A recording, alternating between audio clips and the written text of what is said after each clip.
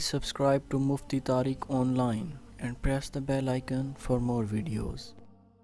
السلام علیکم ورحمۃ اللہ۔ محمد یاسین احمد پور سے یہ بھائی کہتے ہیں کہ افطاری کس چیز سے کرنا سنت ہے، افطاری میں کون سی دعا پڑھیں، اور پھر افطاری کی دعا افطاری سے پہلے پڑھیں یا بعد میں، برائے مہربانی رہنمائی کر دیں۔ دیکھیں، ان سوالوں کے جوابات سن کر انشاءاللہ ہر ایک مسلمان کو فائدہ ضرور پہنچے گا۔ سب سے پہلے تو یہ یاد رکھیں کہ افطاری سے چند گھڑیاں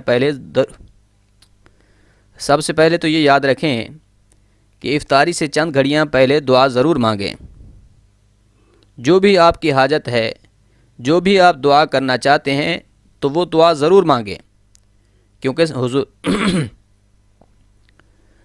حضور سرور کون و مکان صلی اللہ علیہ وسلم نے ارشاد فرمایا کہ جو روزے کی افطاری کے وقت دعا مانگی جائے وہ دعا اللہ رد نہیں کرتا۔ کیوں رد نہیں کرتا؟ اس کی وجہ کیا ہے؟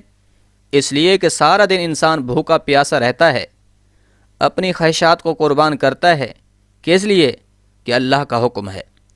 اللہ کی محبت اور اللہ کے خوف کی وجہ سے یہ سارا کچھ برداشت کرتا رہتا ہے۔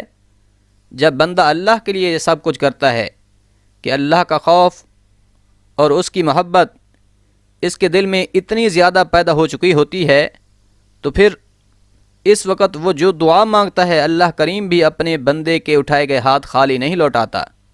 اس لیے افطاری سے چند منٹ پہلے دعا لازمی کریں۔ دوسری بات، افطاری کرنے میں جلدی کریں، کیونکہ سحری میں تاخیر کرنا اور افطاری میں جلدی کرنا یہ مستحب عمل ہے۔ اس میں یہ بھی یاد رہے کہ سحری میں اتنا تاخیر کرنا بھی مکروہ ہے کہ جس میں صبح کے طلوع ہونے کا شک ہونے لگے، اور اسی طرح افطاری میں بھی اتنا جلدی نہ کی جائے کہ ابھی سورج غروب ہونے میں کچھ وقت باقی ہو، بلکہ افطاری اس وقت کی جائے جب سورج غروب ہونے کا غالب یقین ہو۔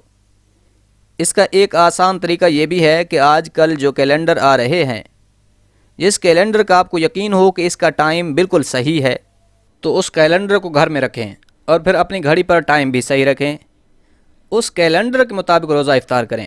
اذان کے انتظار میں نہ رہیں کہ مسجد میں اذان ہوگی تو تب جا کر روزہ افطار کریں گے۔ یاد رکھیے، مؤذن بھی ایک انسان ہے، ہو سکتا ہے اس کی گھڑی کا ٹائم غلط ہو جائے، اور یہ بھی عین ممکن ہے کہ وہ بھول کر 2 منٹ پہلے روزہ افطار کرا دے۔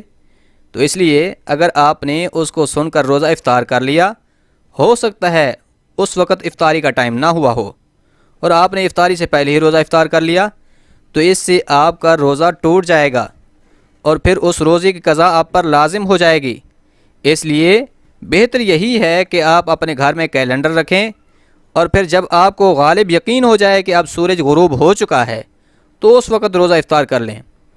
تیسری بات، کوشش یہ کریں کہ روزہ کی افطاری کھجور سے کریں، کیونکہ حضور نبی رحمت صلی اللہ علیہ وسلم کا معمول یہ تھا کہ آپ تر کھجور سے روزہ افطار کرنا پسند فرماتے تھے۔ اگر تر کھجور موجود نہ ہوتی تو پھر خشک کھجور ہی استعمال فرما لیتے۔ پھر مستحب یہ ہے کہ کھجور طاق عدد میں ہو، کہ 1 ہو، 3 ہوں، 5 ہوں یا 7 ہوں، جوڑا نہ ہو، 2 4 6 8 10 نہ ہوں، بلکہ طاق عدد میں ہو۔ لہٰذا کھجور سے روزہ افطار کرنا یہ سنت ہے۔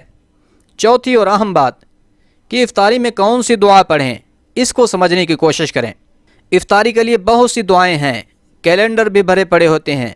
جو آپ پہلے دعائیں پڑھتے ہیں یا پھر جو دعائیں کیلنڈر پر لکھی ہوئی ہوتی ہیں، یہ مت سمجھیے کہ یہ دعائیں غلط ہیں، بلکہ ہو سکتا ہے وہ بھی کسی روایت سے ثابت ہوں۔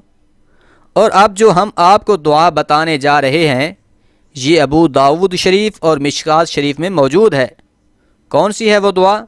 وہ ہے اللہم لک صمت وعلی رزقک افطرت۔ یہ مختصر سی دعا ہے، اس کو لازمی پڑھیں۔ پانچویں بات کہ دعا افطاری سے پہلے پڑھیں یا بعد میں، تو یہ بھی ایک اہم مسئلہ ہے۔ اس حوالے سے صحیح اور سنت طریقہ تو یہ ہے کہ یہ دعا جو ابھی ہم نے آپ کو بتائی ہے، اس کو افطاری کے بعد پڑھیں۔ اگر پہلے پڑھ لیتے ہیں تو تب بھی کوئی حرج نہیں ہے، لیکن افضل عمل افطاری کے بعد اس دعا کو پڑھنے کا ہے۔ وہ کیوں؟ اس لیے کہ اس میں جتنے صیغے استعمال کیے گئے ہیں وہ سارے کے سارے ماضی کے ہیں، کہ اللہم لک صمت، اے اللہ میں نے تیری رضا کی خاطر روزہ رکھا، وَعَلَىٰ رِزْقِكَ أَفْطَرْتُ، میں نے تیرے عطا کیے گئے رزق سے روزہ افطار کیا۔ تو یہ تمام صیغے ماضی کے ہیں، اس وجہ سے یہ دعا افطاری کے بعد پڑھنا بہتر ہے۔ اگر کوئی پہلے پڑھ لیتا ہے تو تب بھی کوئی حرج نہیں ہے۔ امید ہے یہ باتیں سمجھ آ گئی ہوں گی۔ اللہ کریم عمل کرنے کی توفیق بخشے، اور اللہ رب العزت ہر ایک کی دعا کو اپنی بارگاہ میں شرف قبول عطا فرمائے۔ آپ بھی ہمیں اپنی دعاؤں میں ضرور یاد رکھیے۔ جزاک اللہ۔